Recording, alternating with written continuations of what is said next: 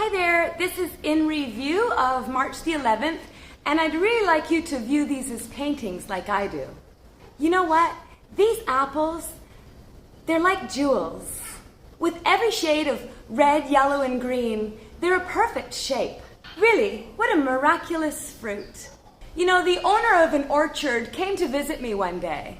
He kindly remembers me every year with the best of his crop. And one day when he visited me, as we shared a lunch, the talk tended towards the topic of fishing. He told me once that he had a great love for fishing, but now he has sort of little time for it. I am an impatient man, he told me. I replied that I thought him to be a very patient person.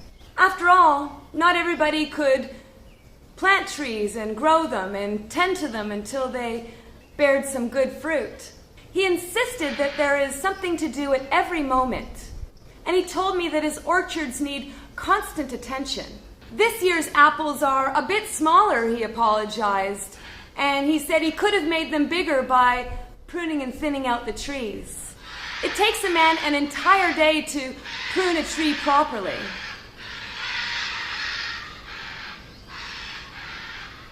It takes this man an entire day to prune his trees properly.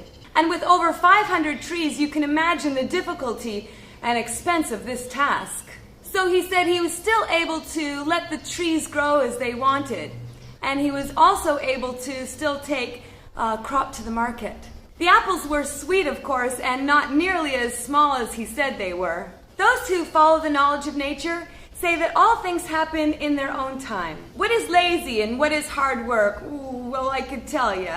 But there is something to be said for that, in that using your body energy can be used in play or for work.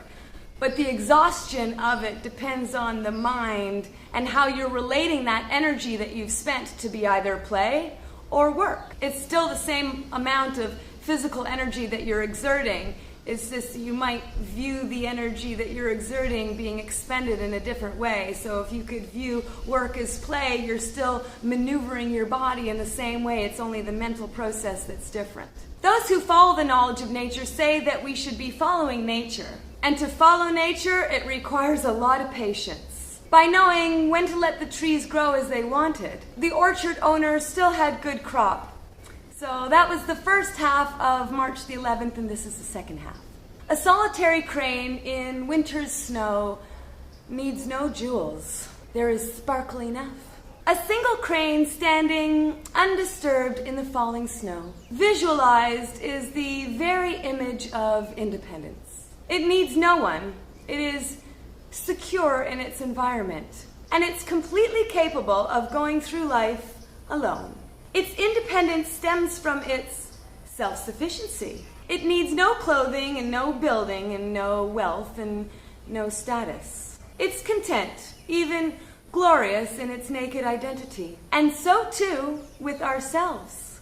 There's no need for dazzling clothes, an impressive career, or a grand temple, and nor a bejeweled master. What we want is something far beyond such externals. Now, what facets of your personality are encumbrances? What personal aspects prevent you from being independent?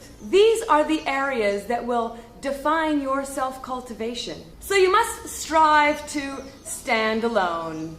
If you want to be strong, you must always be alone. This doesn't mean that you won't ever join with others, but you will do it as an individual, and you will cooperate only as much as what is necessary. And in this way, you will never be lost in a group. And in this way, you will never fear being alone. See you next time. Bye.